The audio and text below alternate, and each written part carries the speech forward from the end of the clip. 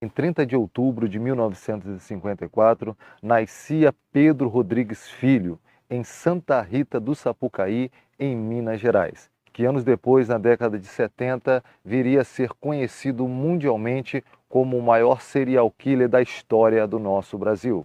Eu sou Josias Sandro e você está no canal Tempo de Restauração. Quer saber mais sobre essa história? Daremos continuidade no vídeo logo após a vinheta.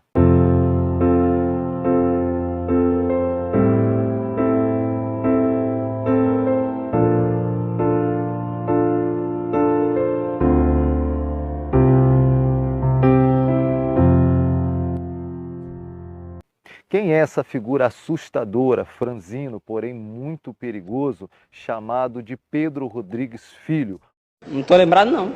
mais conhecido como Pedrinho Matador? A violência na vida de Pedrinho começou desde cedo, quando sua mãe foi atingida por um chute muito forte dado por seu Pedro, esposo de Manuela, mãe de Pedrinho. O chute foi tão forte que atingiu o crânio do bebê, a saber, Pedrinho, vulgo Pedrinho Matador. A avó de Pedrinho, que era parteira, fez o parto e constatou uma lesão em seu crânio, acarretando para toda a vida de Pedrinho uma grande cicatriz. A primeira vez que Pedrinho matou alguém foi aos 14 anos de idade. Após uma discussão com seu primo, ele jogou o mesmo dentro de um moedor, depois esquartejou o corpo. Já aos 15 anos de idade, por conta do seu pai ter sido despedido do seu emprego, acusado de furto, Pedrinho matou o vice-prefeito da cidade com tiros de espingarda.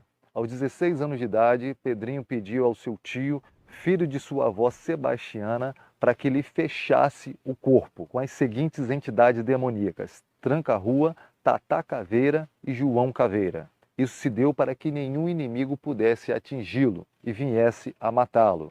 Pedrinho então passou a ser cavalo, nome dado a quem recebe uma entidade chamada Exu, com caboclo da mata.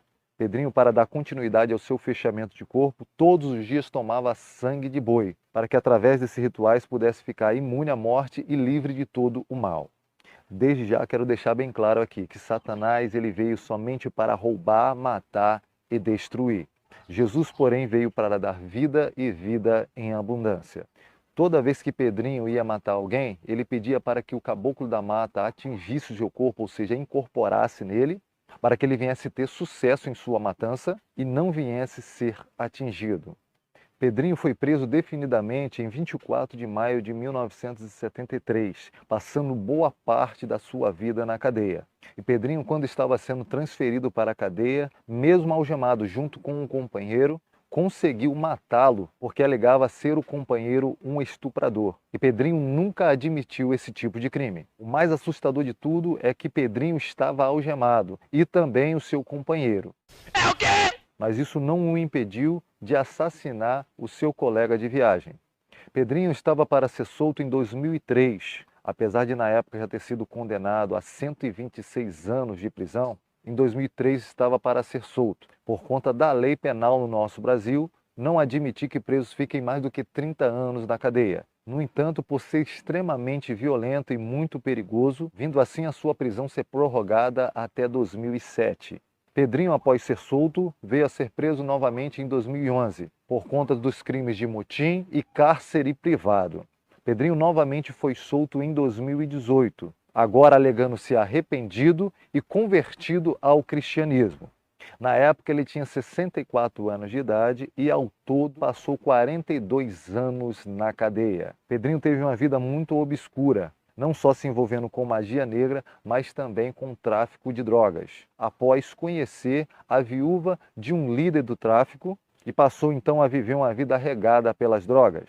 Obviamente, matou muitos rivais que eram seus desafetos. Uma das mulheres que Pedrinho também se envolveu foi Maria Aparecida Olímpia, que mais tarde veio a engravidar de Pedrinho, mas perdeu o seu bebê. Algum tempo depois, Pedrinho a encontrou morta. E revoltado com essa situação, Pedrinho veio a matar muitos rivais, querendo encontrar o assassino da sua companheira. Pedrinho, para encontrar o assassino de sua companheira, invadiu uma festa de casamento, matando uma pessoa e deixando 16 feridas. Um detalhe é que na época ele ainda não havia atingido a maioridade. Em um de seus braços, a saber, o seu braço esquerdo, Pedrinho traz uma tatuagem escrita: "Mato por prazer". Em uma prisão localizada em Araraquara, Pedrinho degolou o homem que foi acusado do assassinato de sua irmã. E ele disse: "Era meu amigo, mas eu tive que matá-lo". O crime mais assustador de Pedrinho Matador foi ter atingido seu próprio pai, dentro da mesma cadeia, com 22 facadas, após saber que o pai havia matado sua mãe com 21 golpes de facão. Algumas pessoas na época disseram que Pedrinho comeu o coração dele. Porém, em entrevista a Marcelo Rezende, ele garantiu que cortou o coração do pai, pegou um pedaço, mastigou e depois jogou fora. Pedrinho ainda relatou que para cometer esse crime, ele estava com um revólver em sua cintura, mas preferiu deferir golpes de facadas contra o pai. Perguntado então como é que ele conseguiu o revólver, ele disse que rendeu um dos policiais e tomou a arma do mesmo. Alguns especialistas dizem que após Pedrinho ser exposto a muita violência, veio se tornar um matador e um assassino diabólico no nosso país.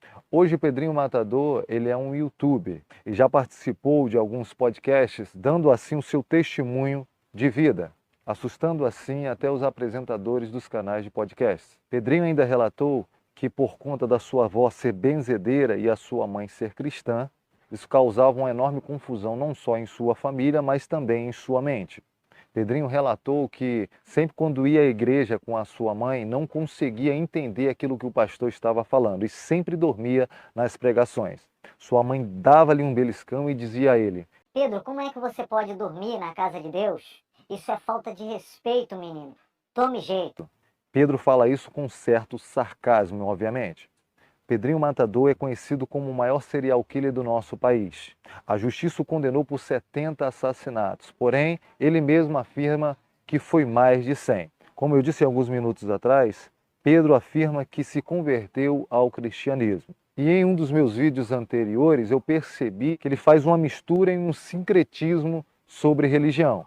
Mas a pergunta é a seguinte: existe salvação para Pedrinho Matador?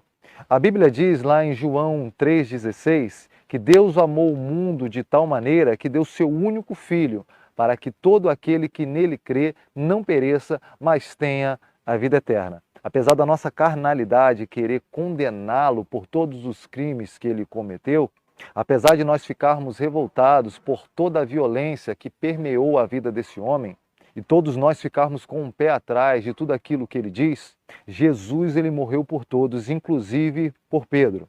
O fato de Pedrinho Matador estar fora da cadeia há um tempo, ter virado youtuber, estar dando entrevistas que ele mudou, nós acreditamos sim na mudança que Jesus pode fazer na vida do homem.